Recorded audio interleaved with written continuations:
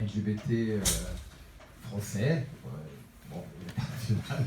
Et aujourd'hui, donc, nous recevons donc Camille Cabral, qui est donc arrivée en France, elle va nous raconter de toute façon, dans les années 80, et qui a initié et créé une des premières associations trans en France, et en particulier la première association qui s'est occupée de la mobilisation communautaire et par rapport à la lutte contre le sida, et notamment avec les personnes trans et les personnes travailleuses du sexe.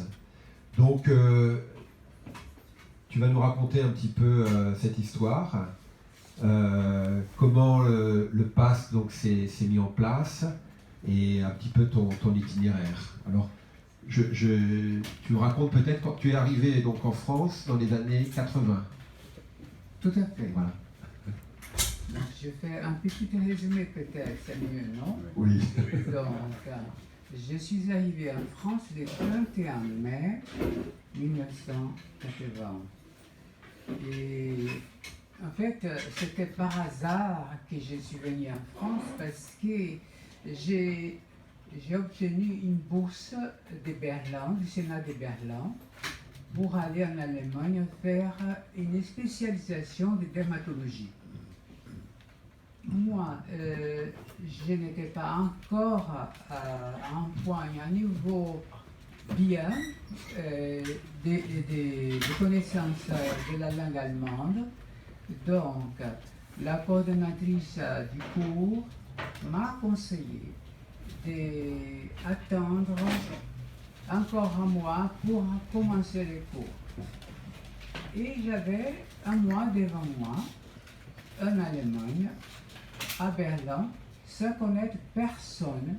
Et j'ai dit, je vais en France parce que j'avais en France 2 collègues médecins, un à Cochin et un autre à Villejuif.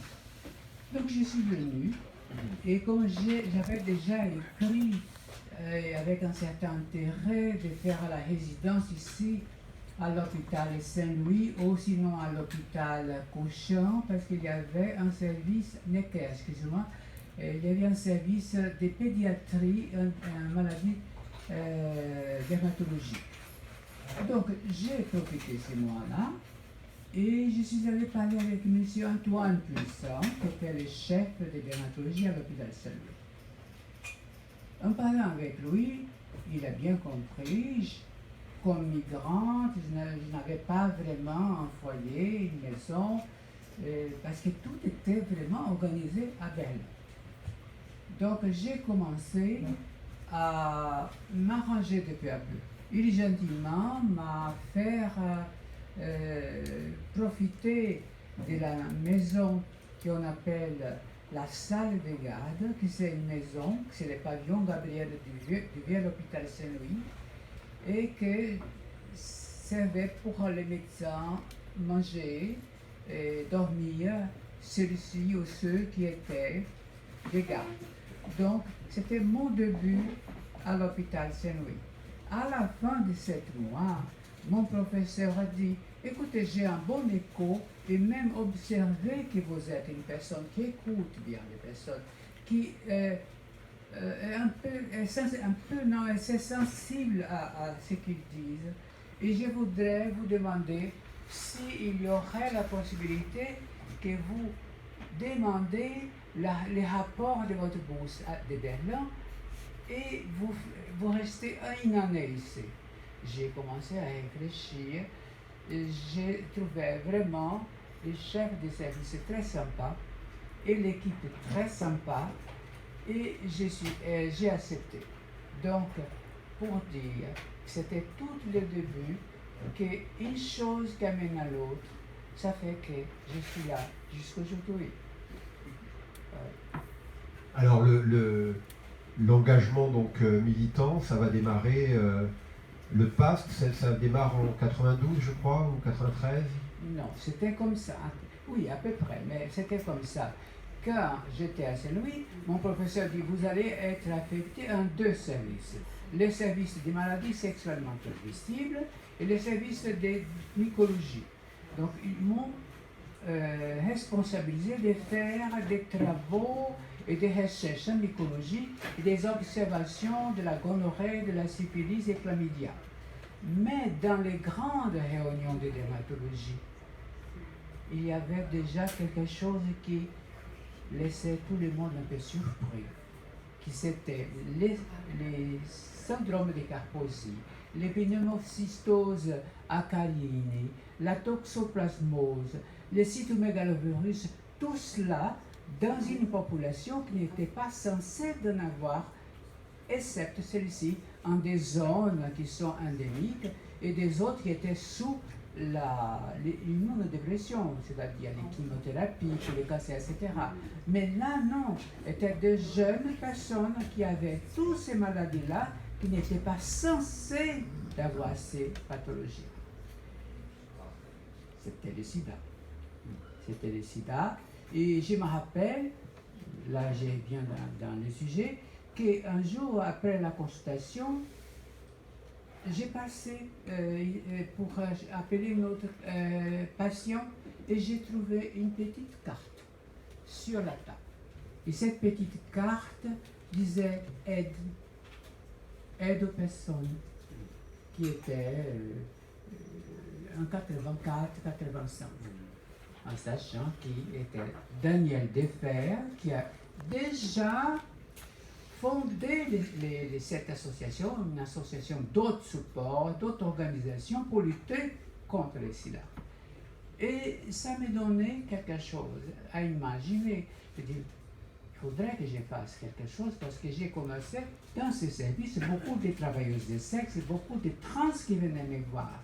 Et même des non-travailleuses de sexe qui venaient me voir, elles se sentaient plus à l'aise de parler avec moi. Donc, d'accord. Ça a commencé comme ça, et j'ai dit, on va voir où est-ce qu'on va amener. J'ai fait plusieurs cours liés au sida, liés à la mycologie, mais je restais très reconnaissante à cette petite carte qui était sur ma table, c'est de Daniel Defer, que tu m'as dit qu'il a intervenu ici. C'était vraiment, c'est dommage que j'ai raté. Alors, après, donc, donc c'est la nécessité du coup de s'engager, de faire quelque chose, et donc avec le public que tu connaissais, que tu côtoyais à l'hôpital, qui étaient les trans et travailleurs du sexe. Tout à fait, en sachant qu'il y avait dans cette population qui venait me voir aussi les migrants, il y avait beaucoup de personnes turques, kurdes, beaucoup d'Africains, tous migrants, parce que vous savez que les dispensaires, ces temps-là, des dispensaires antivénériens étaient ouverts, étaient gratuits. Comme jusqu'aujourd'hui, ils sont les SIGID, c'est gratuit. Et voilà, donc j'avais déjà cette approche avec les personnes migrantes. Et je savais qu'il y avait quelque chose à faire, spécialement pour les personnes qui ne parlaient pas bien français. Et c'était la décennie des Brésiliennes du Bois de Boulogne. Il y avait beaucoup de Brésiliennes dans les années 80 et j'ai profité, j'ai fait un résumé, sinon ça va être un roman, ça c'est pour Marie-Hélène peut-être, faire un roman, parce que Marie-Hélène fait aussi les archives, l'histoire, etc. Donc, et de peu à peu, j'ai commencé à m'adapter et peut-être à répondre à la question de ces personnes-là. Et pour répondre à la question de ces personnes-là, c'est une action de groupe, une action communautaire, parce que répondre à cette question-là, c'est vraiment difficile, excusez-moi, c'est vraiment difficile, parce qu'elle demandait beaucoup de choses, j'ai parlé beaucoup de santé, et elle parlait au-delà de la santé, sur le même niveau aussi, comment se régulariser en France, quel hôtel habiter, et comment payer la nourriture, et beaucoup de problèmes de contrôle, de discrimination. Elle avait aussi des préoccupations peut-être prioritaires pour elle, mais pour moi c'était vraiment beaucoup plus la santé parce que j'étais vraiment engagée en voyant que nous étions devant une épidémie. C'était en 84, vous savez, que M. Montagnier a découvert les virus. Et donc, en tout ça, en sachant que c'était dans ganglion, prélevé d'un malade de M. Rosenbaum, et tout ça, c'était très joli. Malgré tout, la bagarre entre New York et Paris pour ça comparer voilà, des lauréats qui a découvert le virus. Mais c'était la fin, ça fait. Et donc, pour l'accès aux soins de ces populations avec qui tu as été en contact, donc finalement, peu à peu, ça se mettait en place. Oui. Tu as... comment est-ce que tu allais à leur rencontre sur le terrain? Comment ça s'est passé, vos premiers camions, tout ça? C'était très intéressant. Vous savez pourquoi? Parce qu'il y a eu un cours dédié aux médecins, aux psychologues, aux infirmières et aux dentistes. En sachant qu'à partir du moment que la maladie était vraiment prouvée, qu'elle passe par les seins, par les spermes, donc nous étions devant vraiment un problème majeur. Donc, on a commencé à faire un discours de réduction des risques, un discours des préservatifs. C'était la promotion numéro 1, c'était les préservatifs, et jusqu'aujourd'hui d'ailleurs. Et malgré l'après, mais on va parler après. Et nous avons fait ça, nous avons renforcé notre conversation. Et après ces cours, c'était 15 élèves. 15 élèves, il y avait beaucoup de candidats.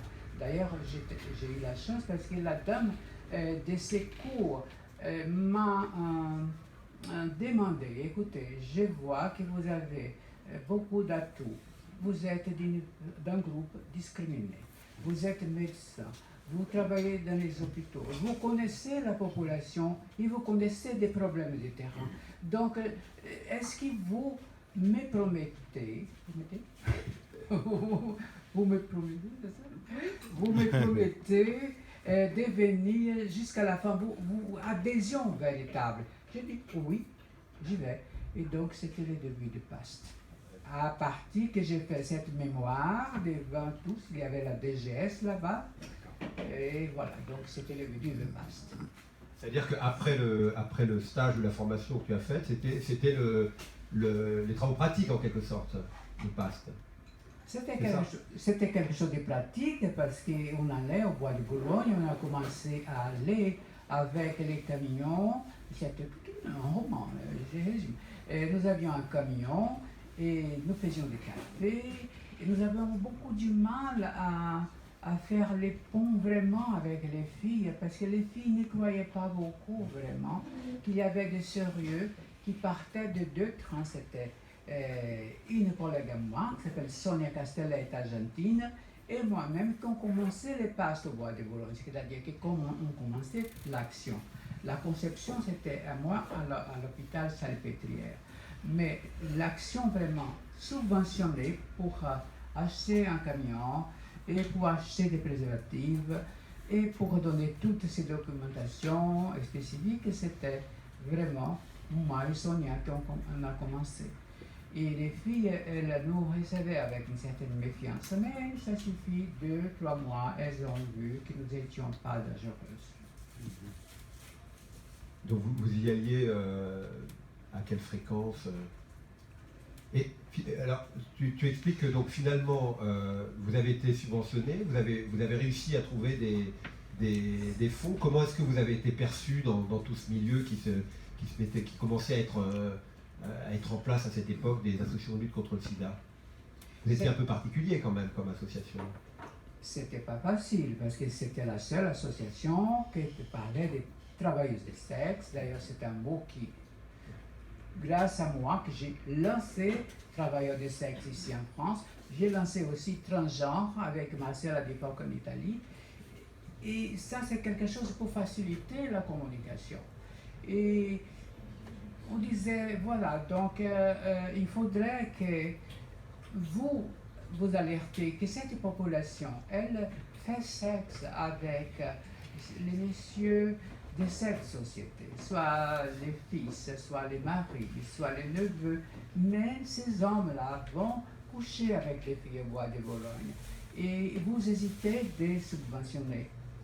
parce que la dame disait, je ne peux pas lui dire son nom, elle disait, mais l'administration n'est pas préparée pour subventionner des associations de transsexuels, des travestis, on appelle les travestis quelquefois. Donc je dis non, moi je dis que c'est un problème de santé publique, parce que la sexualité, il ne faut pas cloisonner, parce que la sexualité c'est un réseau. Ça suffit une personne contaminée pour diffuser la maladie, parce que c'est quelque chose comme une avalanche, une petite boule de neige qui va arriver à faire quelque chose, un dégât énorme de santé publique. Et quels ont été les rapports avec, je crois que c'est un petit peu plus tard, quelques années après, ou c'est quand l'existence a commencé à se mettre en place, quels ont été les rapports avec les autres associations LGBT? Est-ce que les contacts ont été bons? Comment ça s'est passé, quoi? Les contacts étaient bons, mais toujours très conflictuels. Parce qu'il y avait beaucoup de conflits en toutes les associations, ils continuent toujours, mais maintenant c'est plus, disons, civilisé. Mais avant c'était vraiment quelque chose un peu vraiment dur. Il faudrait être forte pour maintenir les terrains, être respecté. Non seulement la population elle-même, elle est très difficile, parce qu'ils sont beaucoup de personnes, pas de langues différentes, de religions différentes, de pays différents. Donc c'est très difficile à gérer cette population. Et donc nous avons de quelque sorte, nous avons fait le maximum pour s'adapter à cette situation de danger public. Et le danger public, c'était précisément notre réponse. Par rapport à l'existence, nous avons commencé à travailler avec Natasha Tolisson, et il y a une personne qui était très importante au début, c'était une des premières que j'ai vues, qui a organisé parallèlement, c'était Armand Orotinski. Armand Orotinski, pour moi, c'était vraiment quelqu'un qui a commencé à faire quelque chose d'important. Je ne sais pas, mais jamais j'ai eu l'occasion de les croiser pour prendre un café, etc., pour discuter. Mais cette personne-là, il y avait même un journal, parce qu'à ce temps-là, c'était un peu, disons, c'était pas que ça soit interdit nos actions, mais c'était un peu, disons, semi-clandestine. Armand faisait un petit journal pour les trans, mais il y avait une certaine peur, et je comprends parce qu'il y avait des lois, des contrôles, toujours cette peur-là de dire quelque chose contre les mœurs.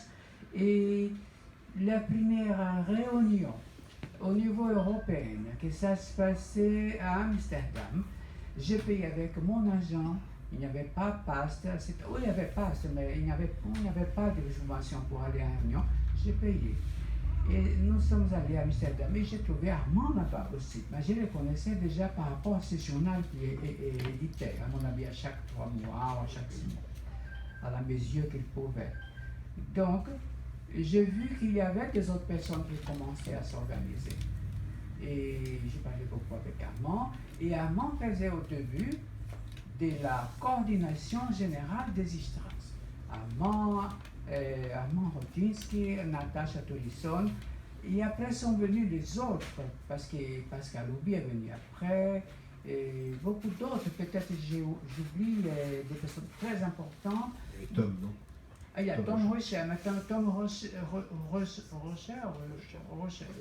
je prononce un peu à l'allemand, et donc Tom Rocher aussi. Mais c'était 2 ans ou une année après. Armand, c'était vraiment les débuts. Hein. Et alors les premières existences, tu te souviens un peu, non? Les premières, je me souviens un peu, mais... Il y a une marche d'existence. Je suis allé à plusieurs marches. Et après, je vous dirai pourquoi je ne vais plus. Mais les filles sont libres de venir, mais moi, précisément. Et la qui est restée à mon mémoire, c'est une que nous sommes allés jusqu'à les statues de Jeanne d'Arc.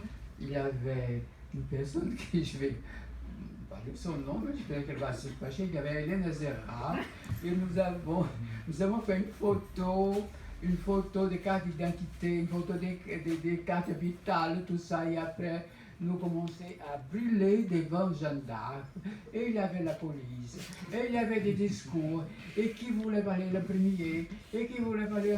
C'était vraiment quelque chose. Mais bon, pour raconter, mais pour vivre, c'était quelque chose de très grave et très, très stressant. C'est vrai.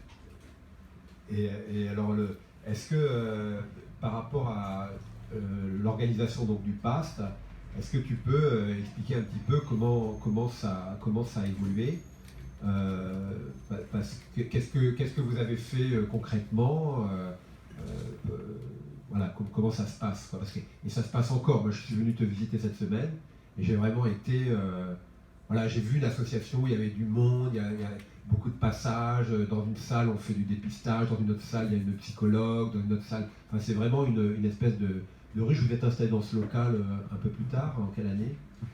Oui, au début, nous étions à Aide, parce qu'Aide, avec beaucoup de gentillesse, nous a fourni un petit espace, un espace petit, comme ça, pour un petit bureau, et nous faisions notre accueil là. Ensuite, je voyais que nous payions quand même un peu cher, et il y avait beaucoup de gens pour ces petits bureaux. Et j'ai commencé à chercher des appartements, parce que nous avons déjà le budget, et j'ai commencé à calculer combien c'est un appartement à louer. Et j'ai trouvé à plusieurs rues, et d'ailleurs à rue Maubeuge, qui c'est pas loin de la rue Lafayette. Mais tout le monde qui voulait louer l'appartement à nous, il voyait il demandait d'ailleurs notre statut. Et notre statut, évidemment, c'était prostituées, travestis, donc les gens, ils avaient peur. Un jour, j'étais affolé, j'ai dit, mais je suis allé à parler avec quelqu'un d'acteur, Marc Nectar, qui c'était après, je crois que c'était après, bon, c'était le 3e ou 4e président, avant Victoria Patoya.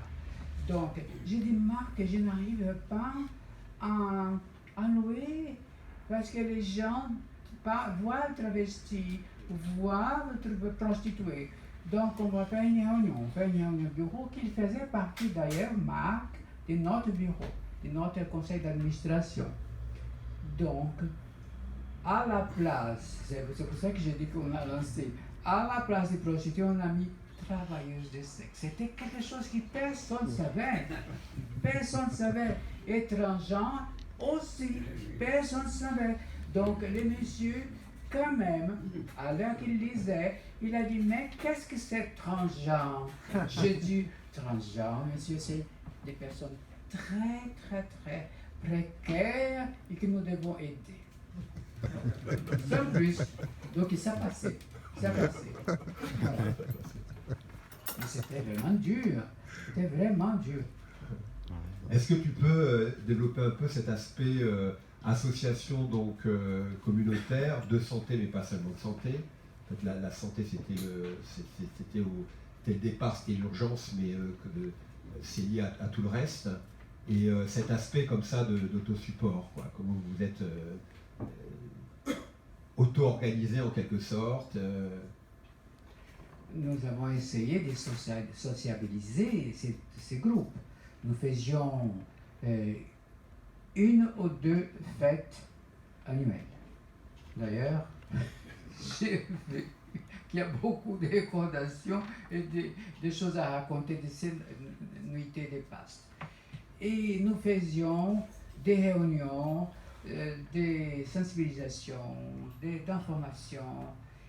Et de peu à peu, nous avons commencé à travailler avec un réseau français des associations qui ressemblaient à nous. Donc il y avait déjà, depuis 10 ans, donc s'est développé plusieurs associations, dont le Bus des femmes.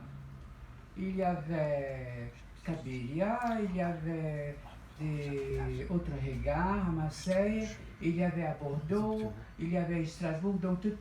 il y avait aussi les pôles d'aide qui voyaient aussi des prostituées. Donc nous avons fait un collectif. Et nous avons demandé, appelé ces collectifs des collectifs Olympio, parce que c'était une personne qui s'appelle Olympio, qui était un peu trans, aujourd'hui on peut dire queer, qui était comme ça et qui est mort du VIH. Nous avions plusieurs personnes qui étaient décédées, mais lui était très proche à nous et à notre bataille, et nous avons appelé Collectif Olympio.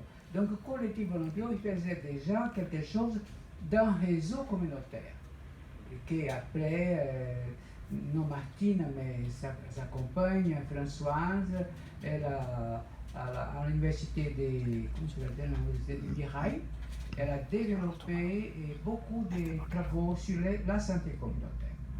Voilà, et nous travaillons avec tous ces réseaux français. C'était très intéressant. Donc vous vous formiez entre vous, comment ça se passait quoi? Moi, j'ai beaucoup appris avec Actor, j'ai beaucoup appris avec Aide. Et parce que quand je suis arrivée en France, il n'y avait pas d'association spécifique aux trans. Il y avait à Mao, mais à Mao, quand je suis arrivée, une année après, elle est morte. Je suis arrivée en 80, elle est décédée, à mon avis, en 81. Madame Marie-André Schwindenhammer.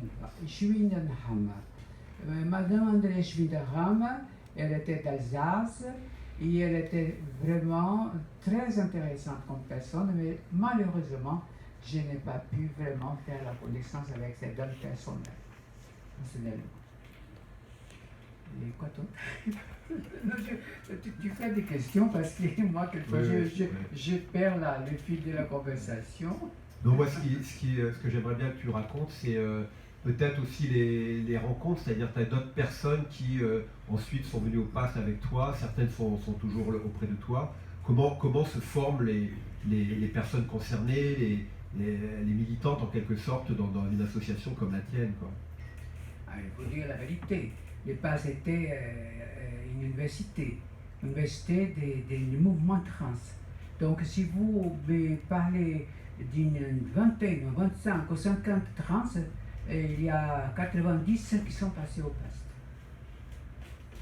Actuellement, il y a CEPTES, Parité, il y a PAST, mais toutes les filles que je connais qui sont leaders ont passé au PAST. Et ce n'est pas que j'ai formé ces personnes pour créer des autres associations. Non, elles ont appris au PAST beaucoup de choses. Il faut les reconnaître. Le PAST était vraiment une école, une université. Et on travaillait aussi au niveau européen, avec Marcela Di Volco et les Portugaises. Il y avait quelques Portugaises qui faisaient partie, non des associations, mais faisaient partie des hôpitaux publics qui travaillaient avec des infectiologues. Il y avait aussi un pôle très éveillé en question des droits, c'était Londres, mais Londres c'était avec les travailleuses de sexe, pas vraiment trans. Il y a eu toujours cette ambiguïté avec PAST. On pense que nous sommes seulement pour les travailleuses de sexe. Nous sommes la majorité travailleuses de sexe parce qu'elle était au moins c'est un groupe plus exposé à la maladie. C'était impossible de ne pas dire que la majorité était travailleuse de sexe. Évidemment qu'il y avait des autres qui n'étaient pas travailleuses de sexe. Mais il y a eu quand même une certaine malaise des autres qui n'étaient pas travailleuses de sexe parce qu'elles pensaient qu'elle allait être assimilée avec les travailleuses de sexe. Et je comprends, mais il n'y a pas eu des choses graves, mais il y a eu quand même une certaine, disons, hésitation qui n'était pas travailleuse de sexe. Moi j'ai envie de raconter quand même, effectivement tu en parlais tout à l'heure, les fêtes qui étaient organisées donc, au Tango à l'époque avec notamment Divina Valeria, je crois que c'était Divina Valeria, elle est toujours là à Rio, de temps en temps elle vient ici, et il connaît, il a fait une fête d'anniversaire, il l'a invité. Et donc ça se passait donc rue Homer, dans la rue du Tango, et c'est vrai que il y avait toutes les filles qui arrivaient, il y avait beaucoup de monde dans la rue, parce que c'était en fin d'après-midi, hein, c'était un tas d'enfants, voilà. Et une fois, il y avait une anecdote qui était intéressante, c'est qu'on avait un micro comme celui-là qui avait disparu. Le micro du tango disparu. J'ai fait un scandale pas possible avec toutes les qui ont chanté et qui ont fait les spectacles, mais personne ne trouvait les micros. Donc j'ai fait une grande pancarte qui a vu le micro de tango, s'il vous plaît. Il faut absolument rendre. Il est apparu après, non? Il est réapparu miraculeusement et anonymement. Il a été déposé au café à côté du tango. Est-ce que tu pourrais évoquer un moment qui a été important, donc qui est un petit peu plus tard, au début des années 2000, ça a été tout le combat contre les lois Sarkozy, c'était en 2002 je crois, où là le PAST est aussi intervenu, était dans la lutte contre les lois sur la prostitution. Oui, c'était une grande lutte, en sachant que les travailleuses du sexe c'était pointé comme des personnes qui étaient vulnérables au VIH, l'épidémie, et on commençait à alerter l'administration que certaines lois étaient très nocives, très, disons, avec des impacts très négatifs. Nous avons fait beaucoup de choses.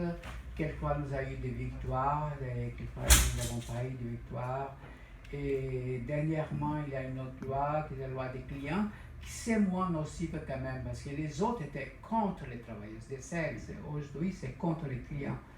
Et qui, je crois que c'était un lobby de la mairie de Paris. Je ne parle pas mal des personnes, hein. C'est un lobby de la mairie de Paris. Madame Hidalgo était très contre la prostitution, les phénomènes prostitutionnels, Madame Hidalgo.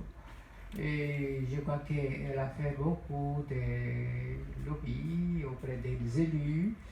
Et voilà, donc passé. Mais nous sommes en train encore de demander que ça soit retiré, cette loi.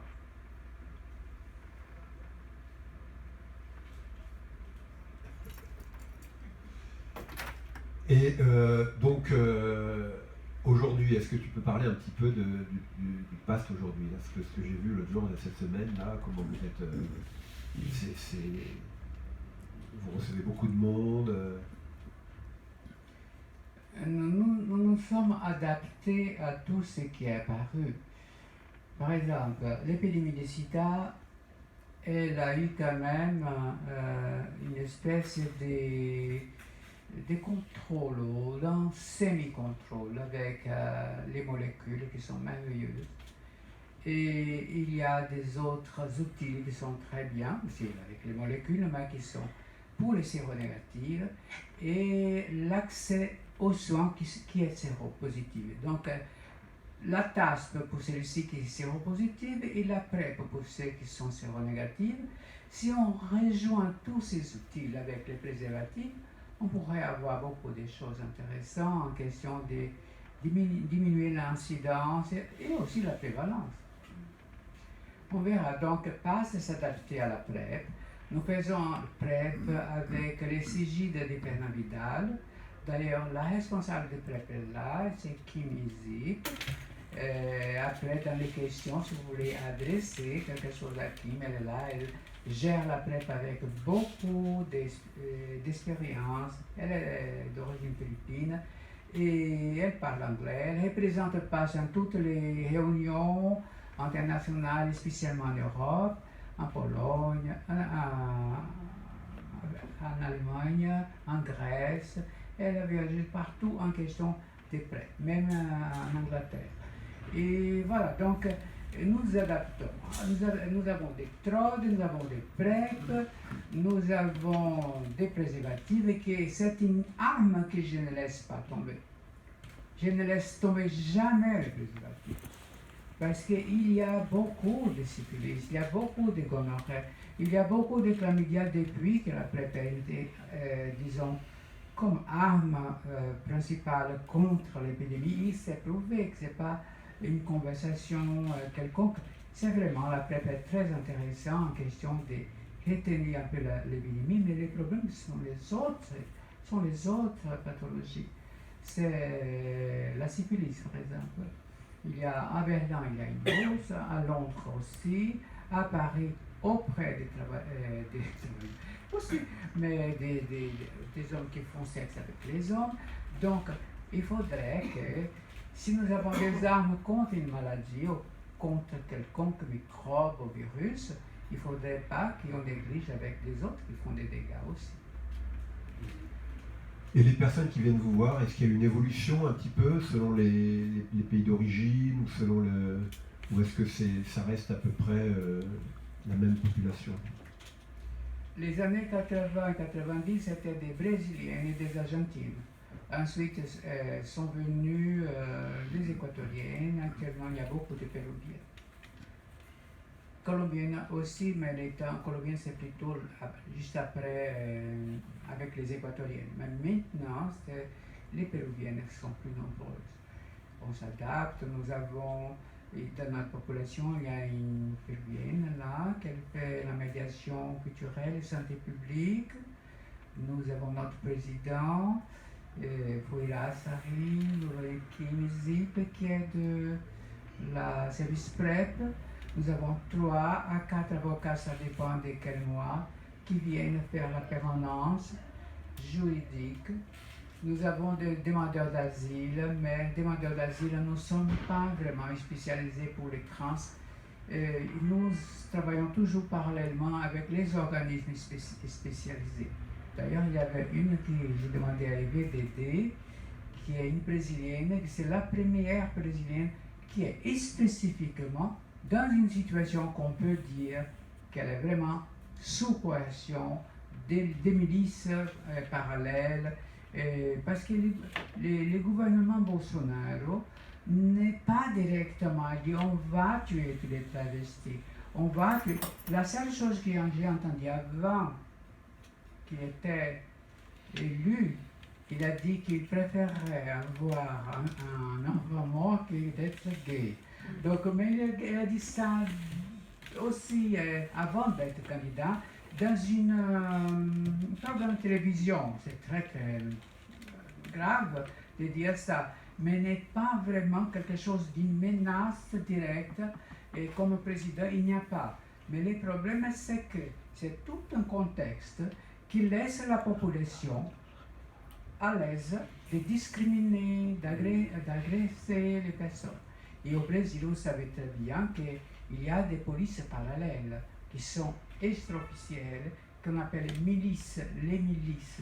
Et les milices viennent des mauvais et des pires avec ces gens. Et cette fille-là que j'ai parlé avec elle, un jour elle va venir, peut-être ici à la permanence dimanche prochain, ou quand tu me diras qu'elle vous révèle.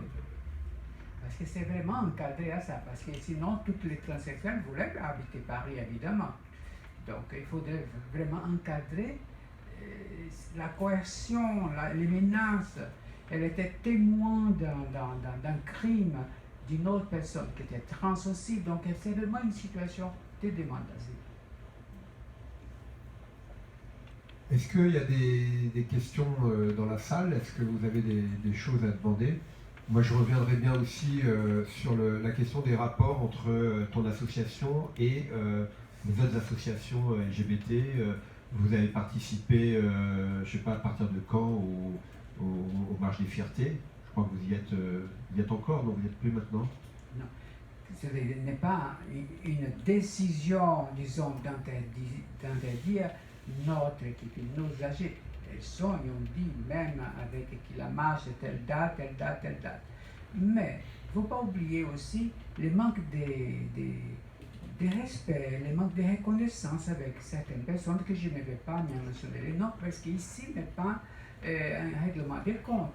Mais quand vous êtes dit à cette personne-là a juré de tuer une autre, cette personne-là qu'elle meurt du sida avec ma personne, donc je suis désolé. Donc je trouve que quand même, autant que personne, si on ne me demande pas des excuses, je n'irai jamais plus à une marche de fierté.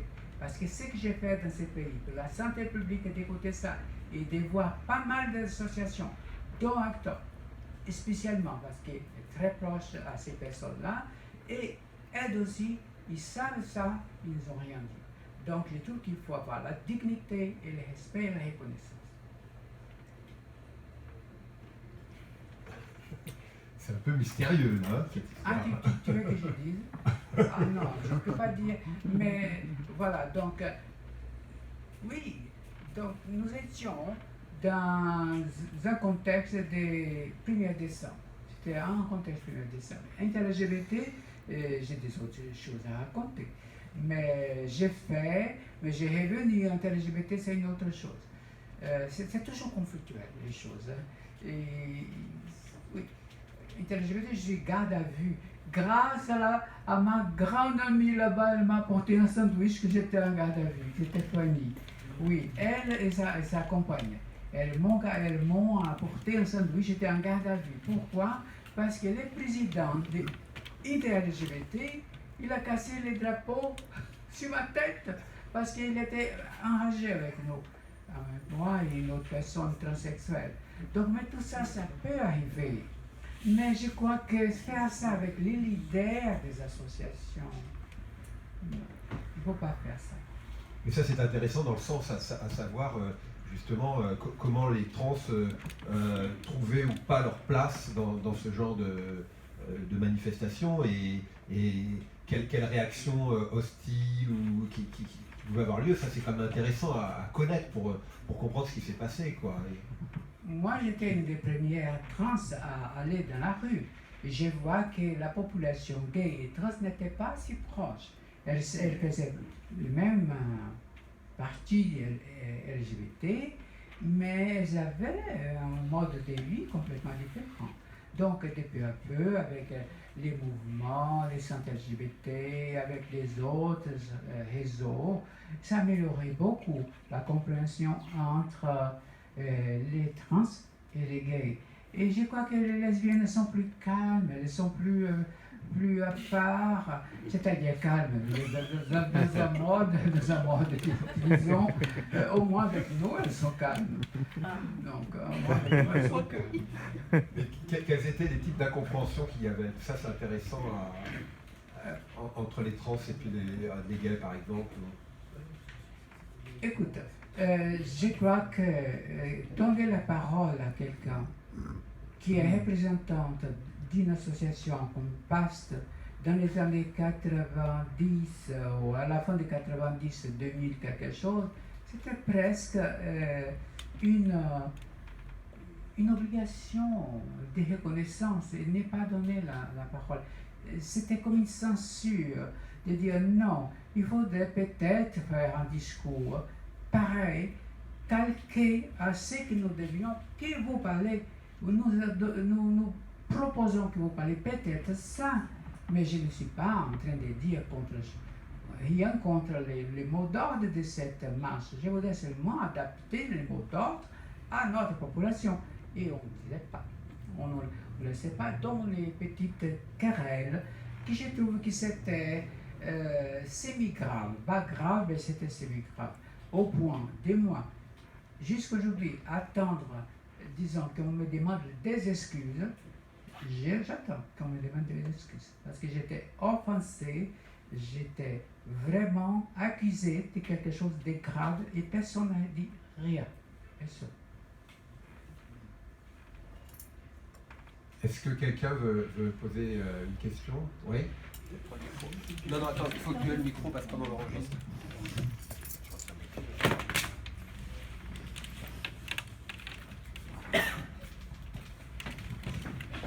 Juste une question dans le prolongement de ce que vous venez de dire. Quelle est votre interprétation sur ces frictions qui sont être plus que des frictions finalement entre les gays hommes et les trans? Les gays entre les homos. Mais voilà. ça va beaucoup mieux, hein? Oui. Ça va beaucoup mieux. Dans mon temps, c'était vraiment un peu, disons, difficile à gérer cette.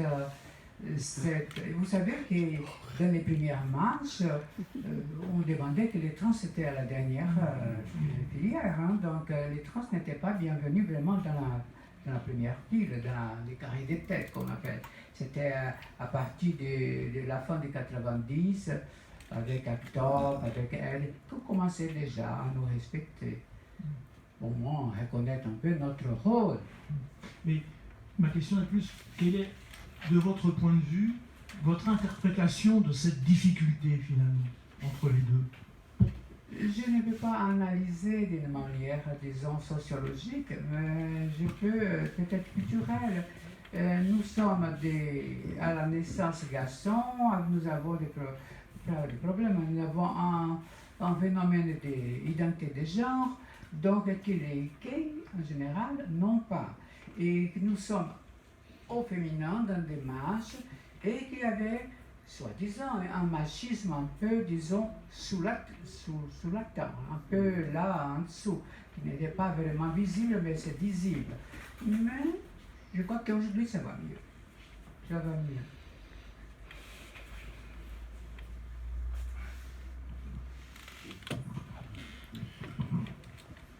Merci pour tout ça. Tu es très connu au Brésil. Les gens parlent tant de toi. Là, on a parlé de Bolsonaro. Est-ce que tu pourrais revenir sur la période avant, quand tu étais au Brésil? Est-ce que tu étais déjà activiste, etc. Parce que moi, on m'a parlé tout le temps de toi là-bas. Moi, j'étais une personne qui n'appartenait pas au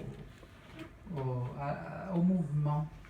Je vivais à la faculté de médecine, j'avais mes collègues, femmes et garçons, et voilà, donc c'était une vie d'étudiant comme les autres, en étant évidemment en transe de ma tête que je ne pouvais pas dire. C'était une époque que je ne pouvais pas parler avec personne, parce qu'il n'y avait pas vraiment des associations qu'il y a comme en France et comme il y a au Brésil maintenant. Donc, je sais que j'ai vécu l'impact négatif de la dictature, de la dernière dictature. Autant que médecin, j'étais là au cinquième année de médecine, et quand une collègue, elle était très proche de moi, elle était très âgée du groupe, elle m'a dit, vous savez que tu sais que tu es dans une liste pour couper de plus finir l'étude de médecine. Parce que j'étais dans les, comment ça s'appelle ça, directoire, ou une espèce de syndicat des étudiants, ou un directoire des étudiants. J'étais là, mais je ne faisais pas vraiment la politique, je ne faisais pas des scandales contre la dictature. J'écrivais des poésies burlesques un peu entre nous, et qui c'était très intéressant, tout ce que je disais. Je parlais des stéthoscopes, des choses bien, des étudiants de médecine, mais les présidents, il y avait je crois qu'une dizaine dans le directoire de ces syndicats.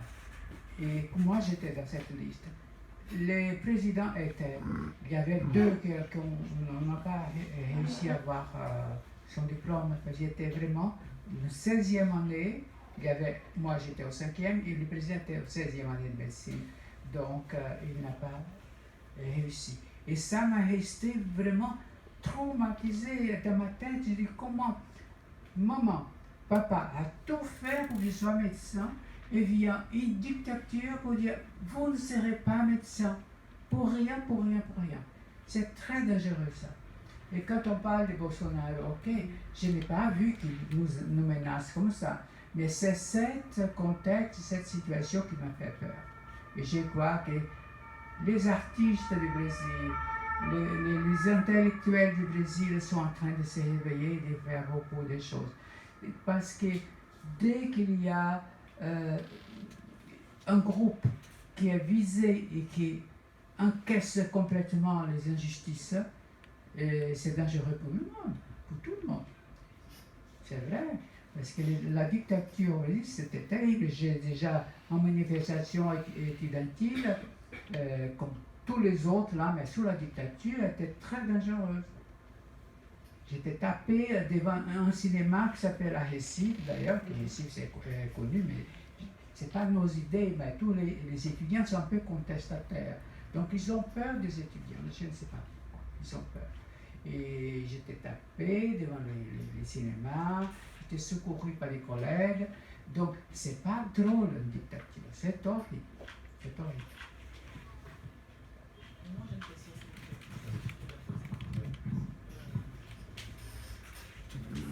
Bonsoir, madame. Ça va être très belle. Hein? Bon, en fait, de nos jours, il y a des trans qui sont trans juste pour la forme, la beauté, les accessoires. Est-ce que, comment dirais-je, au Brésil, il y a des trans qui ont un mari auprès d'elles, qui les soutient, qui les aime, et, comment dirais-je, pour ce qu'elles sont. Est-ce que ça existe sentimentalement au Brésil? Et en deuxième lieu, est-ce qu'en France ici également aussi, s'il en existe, et si pas, quel message vous pouvez, comment dirais-je, message ou faire ici afin qu'il y ait un changement de ce sens-là? Parce que je me fais comprendre. Mais le changement de sexe, Non, pas de sexe. le changement de statut, un changement peut-être politique. Non, pas politique. Pour plus, comment dirais-je, ce que je veux dire en fait, est-ce que les transgenres au Brésil ont parfois un mari avec qui ils partagent leur vie, Oui. les acceptent?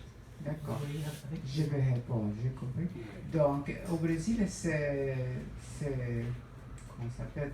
C'est pas interdit de marier, c'est déjà légal, vous pouvez marier. Et non seulement les pactes, comme tu dis pactes ici, c'est la base de la parcellia civile, et aussi les mariages. Donc, je peux marier. Et aussi la loi de changement de sexe, même avant l'opération, vous pouvez le faire. Donc tout ça facilite énormément la vie sociale. C'est une espèce de pax social. Vous avez une reconnaissance administrative, vous pouvez négocier non seulement dans une situation de discrimination, situation un peu d'être accusé de quelque chose que vous n'avez pas fait. Et voilà, donc vous avez plus de voix actives et auto-estime pour parler avec les personnes qui ne sont pas gentilles. Mais elles peuvent avoir une famille.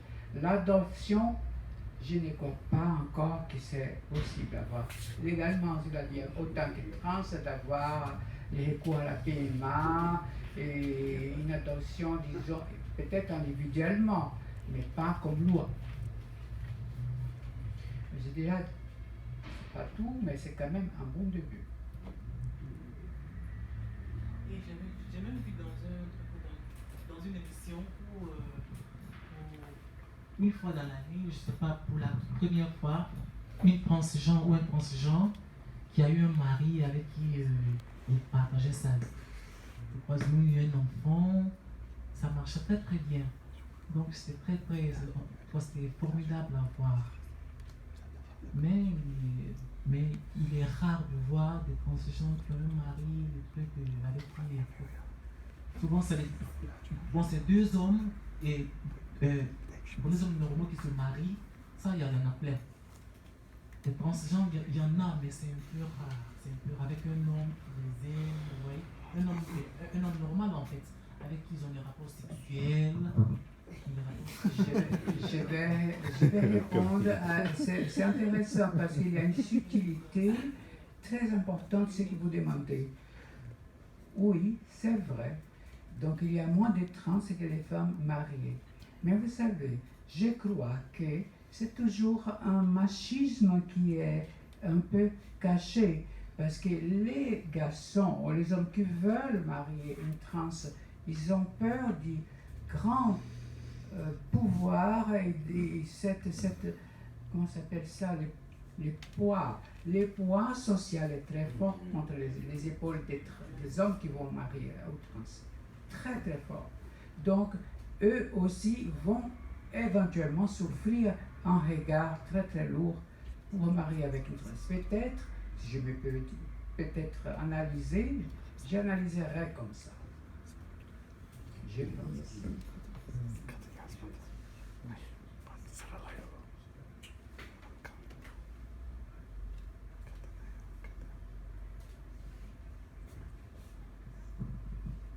Est-ce que vous connaissez les groupes de personnes trans en Amérique latine qui se mobilisent pour constituer des archives et pour transmettre leur histoire? Est-ce que vous êtes en lien avec ces groupes, s'ils existent? C'est dommage. Je connais beaucoup de groupes en Amérique latine, mais je ne sais pas quelle association s'occupe des archives. Mais je promets à vous, il y avait d'apporter, après que je vais faire une recherche auprès de mes amis au Brésil qui s'occupent des archives. Je sais qu'il y a 15 ans, avec toi, Tom, nous avons commencé à faire des réunions, je crois, aussi avec Madame Bonnet, non? À la mairie? Oui, à la mairie. Et donc, il y a toute disons, au moins une réflexion comment faire ces archives. D'ailleurs, sont venus 2 garçons au pass, mais jusqu'à maintenant, j'ai voyagé, il y avait des autres personnes en coordination. Et aussi, je n'ai pas vu vraiment quelque chose de pratique. Mais nous sommes porte ouverte pour faire quelque chose qui est vraiment sérieux. Si on peut confier tous nos archives à un organisme, je trouverais que ça c'est assez intéressant.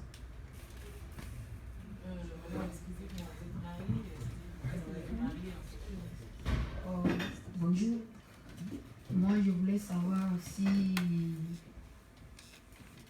une femme devient un homme genre trans, est-ce qu'il peut enfanter? C'est-à-dire comme si je suis une femme, après je deviens un homme, est-ce que je peux, si je me marie avec une femme, est-ce que je peux avoir enfant avec cette femme? C'est-à-dire, si vous devenez, vous êtes femme biologique, si vous devenez un homme trans, c'est ça? Oui. Un homme trans, vous pourriez enfanter si vous n'êtes pas opéré, si vous n'avez pas enlevé vos ovaires, ou faire c'est-à-dire la fermeture des trompes, ou hystérectomie, c'est l'utérus. Vous ne pourriez pas. Donc, il faudrait que vous peut-être... je fais tout. Non, parce que vous n'avez pas plus l'appareil reproductif. Par contre, si vous dites qu'un homme avec une femme, n'est-ce pas? Oui. Vous ne seriez pas papa, c'est-à-dire Oui. biologiquement. Si je peux... Mais votre épouse pourrait avoir un enfant. Avec moi. Vous pourriez avoir, mais ça dépend si... c'est-à-dire, si vous enlevez... Mais il faudrait que l'ovule à vous soit inséminé. Il faut inséminer par quel garçon, pour un homme. Oui, c'est ça, je dis, si je fais tout et que je deviens un homme. Non, si vous devenez un garçon, c'est-à-dire un garçon sans trompe, sans utérus, sans ovaire, donc pour c'est-à-dire pour votre compagne, il faudrait avoir une insémination. Donc un PMA, un PMI, à peu près ça, pour avoir un enfant. Excepte si vous congélez vos ovules. Donc c'est possible. Oui, c'est possible, mais il faut inséminer l'ovule avec un homme.